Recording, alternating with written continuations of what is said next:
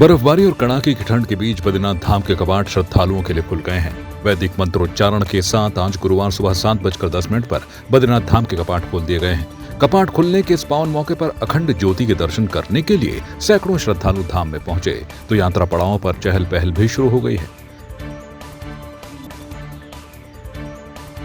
ग्राम सभा तुनेटा में भव्य कलश यात्रा का आयोजन किया गया, जिसमें श्रद्धालुओं ने बढ़ चढ़कर हिस्सा लिया और ग्राम सभा से नाचते गाते और नाग देवता के जयकारों के साथ मंदिर परिसर पहुंचे, जहां पर गणेश पूजन के साथ हवन किया गया और श्रद्धालुओं को प्रसाद वितरित किया गया। इस अवसर पर भंडारे का भी आयोजन किया गया, जिसके पश्चात 9 दिनों का पाठ प्रारंभ हो गया है। इसके पूर्व ग्राम सभा के लोगों और पुरोहितों द्वारा हरिद्वार जाकर मूर्ति का स्नान कराया गया। 9 दिनों तक चलने वाले पाठ के उपरांत नाग देवता की प्राण प्रतिष्ठा की जाएगी। ये जो है हम लोग 9 दिवसीय यज्ञ कर रहे हैं यहाँ पर नाग देवता मंदिर में।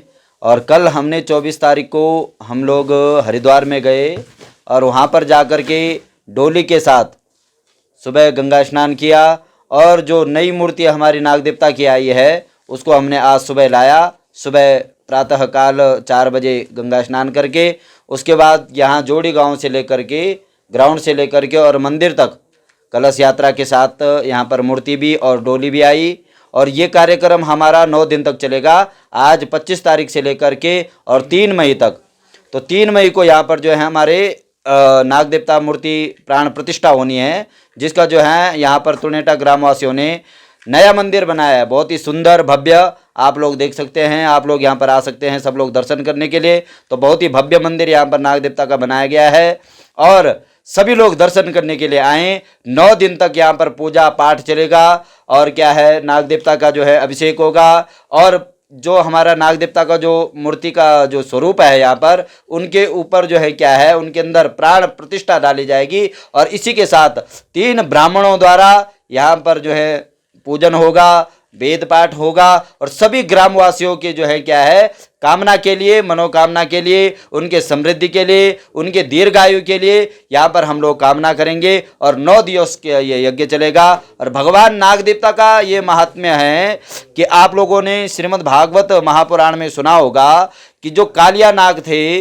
जिनका द्वारा जो है कृष्ण के द्वारा उनको सेम मुखेम की तरफ भेज दिया गया था। तो आज जो है बड़ा सौभाग्य का दिन है कि सभी ग्रामवासी सेम मुखेम भी गए और वहां से अखंड ज्योत लेकर के आए, तब जाकर के यहाँ पर जो है नाग देवता का कृपा से और पूरा 9 दिन तक ये यज्ञ चलेगा। आप सब लोग आए। इस मंदिर की जो मान्यता है ये वर्षों से चली आ रही है, मतलब हमारे पूर्वजों से चली आ रही है ये मान्यता। और जैसे अभी मंदिर तो पहले छोटा था, अब सबके सहयोग से मंदिर को बड़ा बनाया गया। और कल यहाँ से हरिद्वार के लिए सभी श्रद्धालु और जो क्या कहते हैं पुरोहित हैं, सब पंडित वगैरह सब हरिद्वार गए। हरिद्वार पालकी को लेके स्नान वगैरह करवाया और कल ही शाम और जो नई मूर्ति नागराज की नई मूर्ति लाई। और आज कलश यात्रा के साथ सभी महिलाओं ने पालकी का और मूर्ति का भव्य स्वागत किया। भव्य स्वागत करते करते मंदिर तक पहुँचे। मसूरी मॉल रोड के सुधारीकरण को लेकर किए जा रहे कार्य के दौरान एक ट्रक माल रोड की रेलिंग तोड़कर नीचे मुख्य मार्ग में गिर गया, जिससे चालक की उपचार के दौरान मौत हो गई। माल रोड सुधारीकरण का कार्य चल रहा है, जिसमें कई जेसीबी मशीन और ट्रक कार्य कर रहे हैं। एक ट्रक मलबा लेकर माल रोड की तरफ लाइब्रेरी जा रहा था कि अचानक माल रोड धंसने के कारण ट्रक लगभग 60 मीटर नीचे मुख्य मार्ग पर जा गिरा, जिससे वहां खड़े वाहन क्षतिग्रस्त हो गए। ये बहुत दर्दनाक घटना है। आज तक इतिहास में कभी माल रोड से कभी भी कोई ऐसा ट्रक नीचे नहीं गिरा। ये गुणवत्ता पे सवाल खड़े हो रहे हैं। माल रोड की जो सौंदर्यीकरण किया जा रहा है उसकी गुणवत्ता पे सवाल हो रहे हैं। और मैं ये बताना चाहता हूँ कि माल रोड पे आए दिन कभी स्कूटी गिर रही है, कभी किसी का हाथ टूट रहा है, कभी किसी का पैर टूट रहा है। किसी तरह की सुरक्षा व्यवस्था नहीं की है। कार्य भले ही किया जा रहा है, लेकिन कार्य से जो दुष्परिणाम हो रहा है उनके बारे में कोई नहीं सोच रहा है। कहीं भी ऐसी रोकथाम नहीं की जा रही है सुरक्षा की दृष्टि से, जिससे लोग वहाँ सुरक्षित रहे। तो आए दिन वहाँ चोट भी लग रही है। और आज तो आपके सामने है कि एक बड़ा लोडर ट्रक जो खुद उस कार्यदायी संस्था का था वो खुद गिर गया और जो ड्राइवर है वो भी गंभीर रूप से घायल है। तो मैं तो यही कहना चाहूँगा कि इसकी उच्च स्तरीय जाँच होनी चाहिए और जो माल रोड की जो दुर्दशा है, जो गुणवत्ता पे जो सवाल खड़े हो रहे हैं उसकी भी जाँच की जाए और माल रोड का जो कार्य है वो अतिशीघ्र पूरा किया जाए। माफिया और पूर्व सांसद अतीक अहमद और उसके भाई अशरफ की हत्या पर पौड़ी पहुंची राज्यसभा सांसद कल्पना सैनी ने कहा कि योगी सरकार अपराध के खिलाफ जीरो टॉलरेंस की नीति अपनाते हुए उस पर कायम है। उन्होंने कहा कि सरकार ने इस बात की हर तरह से कोशिश की है कि कानून व्यवस्था बनी रहे। देखिए, प्रयागराज के आतंक का पर्याय तो अतीक था, और खाली अतीक और अशरफ तक होता तो चलता। उसकी आने वाली पीढ़ी भी उस अपराध जगत से जुड़ चुकी है, और हमारे आदरणीय उत्तर प्रदेश के मुख्यमंत्री जांच समिति बिठा चुके हैं। उन युवाओं को गिरफ्तार कर लिया गया है, उनकी भी जांच की जा रही है। वो माफिया था, इस पर कोई दो राय नहीं है। उसको कानून सजा दे, कानून उसके लिए काम करे, इस पर कोई दो राय नहीं है। लेकिन जिस तरह की घटना हुई है, ये उत्तर प्रदेश की कानून व्यवस्था को एक बहुत बड़ा तमाचा है कि जो सुप्रीम कोर्ट, हाई कोर्ट के लिए जिसने डायरेक्शन रहे हों, जिस व्यक्ति के लिए कि भाई इसकी सुरक्षा की जाए, और इतनी पुलिस होने के बाद भी कोई भी आदमी अगर पुलिस की मौजूदगी में हत्या कर देता है तो ये निश्चित रूप से कानून व्यवस्था पर एक बहुत बड़ा सवाल है, और इसको आप हल्के ढंग से नहीं ले सकते।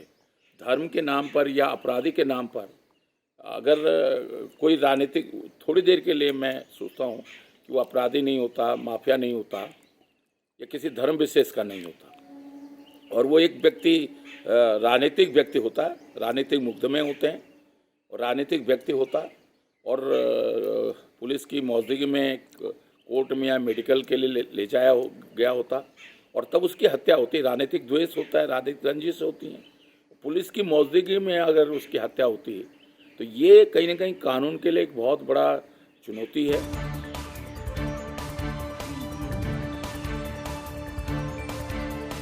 उत्तराखंड के परिवहन और समाज कल्याण मंत्री के साथ ही चंदन रामदास पौड़ी जिले के प्रभारी मंत्री भी थे। चंदन रामदास के आकस्मिक निधन पर पौड़ी के विधायक राजकुमार पौड़ी ने भी अपनी शोक संवेदना प्रकट की है। चंदन रामदास 2 बार पौड़ी जिले के भ्रमण पर आए थे। अभी हाल ही में 23 मार्च को बीजेपी सरकार का 1 साल का कार्यकाल पूरा होने पर पौड़ी पहुंचे थे। इससे पूर्व भी चंदन रामदास ने पौड़ी पहुंचकर देहरादून पौड़ी बस सेवा की शुरुआत की थी। आज बहुत ही दुखद समाचार सुनने को मिला है कि श्रीमान चंदन राम दास जी, जो माननीय कैबिनेट मंत्री थे हमारी उत्तराखंड सरकार में, और एक बहुत सरल सज्जन व्यक्ति थे, सरल स्वभाव के व्यक्ति थे, और बड़े विद्वान व्यक्ति भी थे, जिन्होंने कि अपने विभागों में बहुत अच्छा कार्य किया, अच्छा प्रदर्शन किया पूरे प्रदेश में। आज बड़ी दुखद घटना हमें प्राप्त हुई है कि हमारे प्रदेश के कैबिनेट मंत्री आदरणीय श्रीमान चंदन रामदास जी का स्वर्गवास हो गया है। आज पूरे प्रदेश के अंदर शोक की लहर है। उनका व्यक्तित्व, उनका नेतृत्व हमेशा हमारे दिलों में राज करेगा, और हम सब लोग इस दुख की घटना से बड़े विक्षुब्ध हैं। मैं ज़्यादा नहीं कहूँगा, लेकिन ईश्वर से उनकी आत्मा की शांति की प्रार्थना करता हूँ। समाचार है, और आज सभी राजकीय कार्यालय में राज्य सरकार द्वारा राष्ट्रीय शोक व्यक्त किया गया है। उसके झंडा जो है आधा झुकाया जाएगा। इसके अलावा आज के दिन कार्यालय में अवकाश भी बंद रहेंगे, ऐसा निर्देश भी दिया गया है। तो ये एक बहुत दुखद समाचार है। घनसाली विधायक शक्तिलाल शाह ने उत्तराखंड सरकार में कैबिनेट मंत्री और बागेश्वर विधानसभा से विधायक चंदन रामदास के आकस्मिक निधन पर अपनी शोक संवेदना व्यक्त की है। उन्होंने कहा कि चंदन रामदास काफी सरल और सौम्य स्वभाव के थे। उनके आकस्मिक निधन का समाचार काफी दुखद और पीड़ादायक है।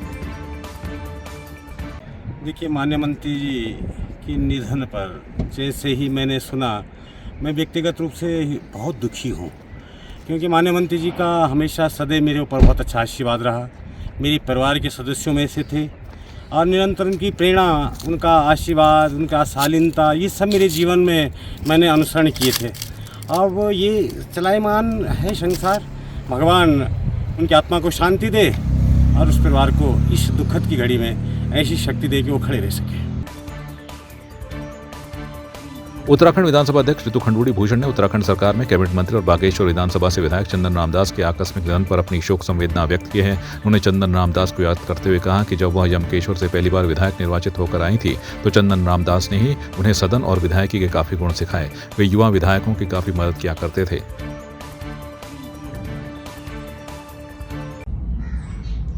माननीय चंदन रामदास जी का निधन की आज मैंने दुखद खबर सुनी।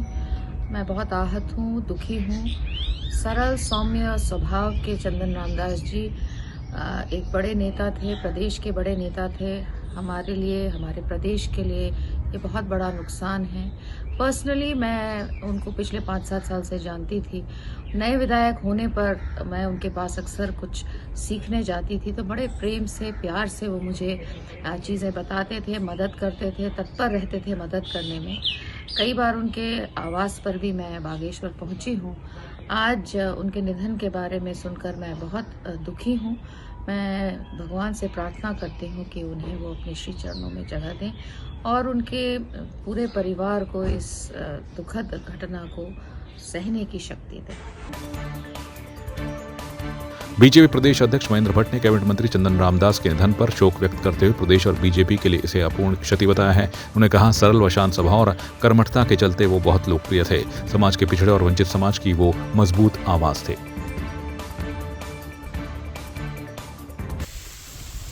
प्रदेश सरकार में कैबिनेट मंत्री रहे चंदन रामदास जी की देहांत का बहुत दुखद समाचार है। हमारे परम मित्रों में और शुरू से ही जिनके मन के अंदर गरीबों की सेवा करना, गरीबों का सोचना ये लक्ष्य रहता था, अस्वस्थ थे, लेकिन कुछ दिनों से उनका स्वास्थ्य ठीक था और उन्होंने पार्टी के सभी कार्यक्रमों में, सरकार के कार्यक्रमों में अपना आना जाना प्रारंभ किया था। विश्वास भी नहीं होता है कि आज हमारे मध्य नहीं है। मैं ईश्वर से प्रार्थना करता हूँ कि भगवान उन्हें अपने श्री चरणों में स्थान दे और परिवार को इस दुख को सहन करने की शक्ति प्रदान करे।